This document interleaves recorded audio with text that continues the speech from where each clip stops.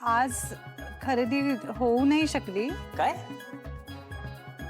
अगं तोंडावर आलाय साखरपुडा आपला, कधी आणणार लवकर? आणि भारीतलं घ्यायचं म्हणजे माझ्या सगळ्या नातेवाईकांनी बघितलं पाहिजे आपला जोडा कसा भारी दिसतो ते.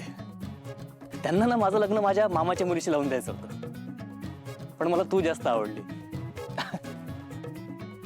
पण एक सांगू का, लग्नानंतर आहे ना असं स्लीवलेस ब्लाउज घालत जा,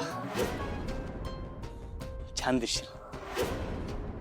आणि शॉर्ट ड्रेस फक्त माझ्यासमोर. म्हणजे एरवी सगळ्यांसमोर स्लीवलेस ब्लाउज घातले तरी चालेल, म्हणजे मला काही प्रॉब्लेम नाही. मी तसा ओपन माइंडेड आहे, हरकत नाही एकदम.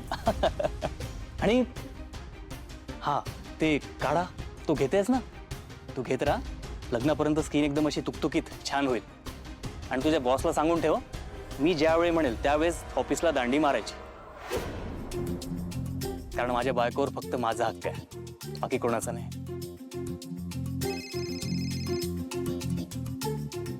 आईचा फोन.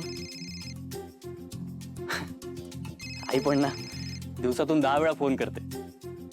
तू पण करत जाशील मला फोन? नाही करत जा, मला विचारत जा, अहो कुठे आहात, काय करताय, कधी येणार, मी वाट बघते. मला फार फोन येतोय. अरे हो, फोन उचलला पाहिजे, नाही नाहीतर आई म्हणेल आतापासून बायकोच्या ताटाखालचं मांजर झालंयस. कट होईल. आई फार पॉझिटिव्ह आहे माझी. मला तर निघायला पाहिजे, मी निघतो.